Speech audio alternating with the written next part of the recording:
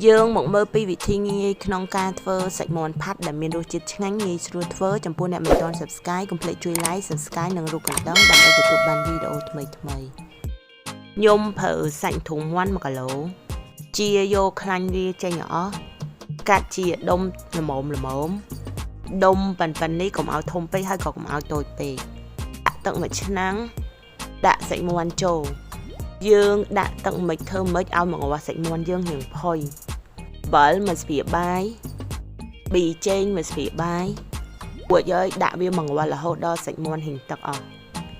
ពេលដែលសាច់មាន់ខ្ញុំរៀងទឹកចិត្តអស់អញ្ចឹងហើយខ្ញុំថែមស្ករសមួយស្លាបបាយលាយវាឲ្យចូលជាតិគ្នាល្អ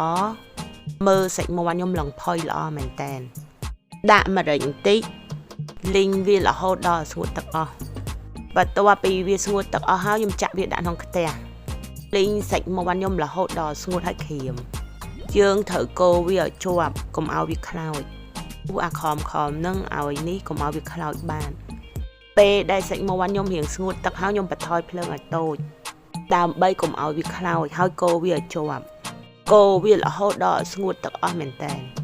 ពេលដែលសាច់មាន់ខ្ញុំឡើងស្ងួតជ្រើងអញ្ចឹងហើយខ្ញុំបិទភ្លើងដួសដាក់ចានឲ្យត្រជាក់សិនចាំពេលដែលវាត្រជាក់ចាំយើងជ្រក់ថង់ទុកឬកន្លទុកបើសិនជាយើងជ្រក់ទាំងវាក្តៅធ្វើឲ្យវាចេញទឹកធ្វើឲ្យវាដោះសិតសាច់មាន់ផាត់ហ្នឹងយើងអាចទុកបានយូរព្រោះវាស្ងួតអញ្ចឹងសាច់មាន់ផាត់របស់ខ្ញុំបានរួចរាល់ហើយធានាតែឆ្ងាញ់